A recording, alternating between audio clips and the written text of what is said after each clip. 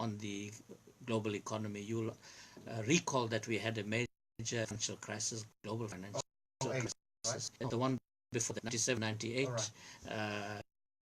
South Asian countries were in serious trouble, countries like Malaysia, Thailand, Singapore. And this impacted on the global economy.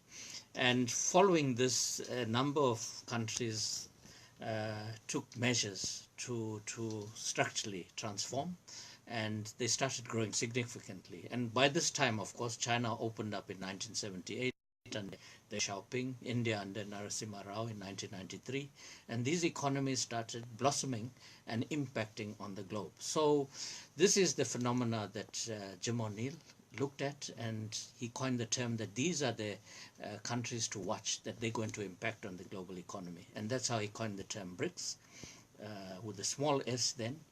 And since 2006, the foreign ministers of these 4 countries decided to have an informal meeting on the margins of the United Nations General Assembly when it convenes annually in September. And having met for 2 years, they decided to escalate the meeting to the level of heads of state, to a summit level meeting. And in 2009, the first summit was convened in Russia, and 2010 it was convened in Brazil. And by this time, there was general recognition on the international scene that this is a formidable group from the South that's impacting on the global scene. But the 4 countries recognize that if you don't have an African voice within this configuration, it's not going to be complete.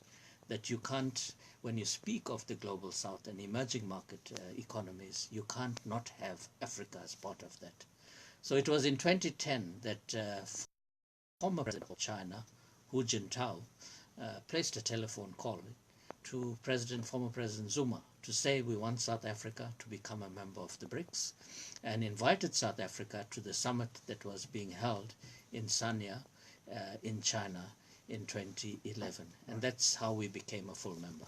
Now, any grouping, I think, whether we are socializing at home with friends or whether we are joining, business partners, or in this instance, joining other countries to form an alliance or grouping, has to have some type of benefit. So if someone is listening tonight and they're thinking, well, we've got the G8, there's the G20, you may have the non-aligned movement, and you have various other groupings, may not necessarily even include South Africa.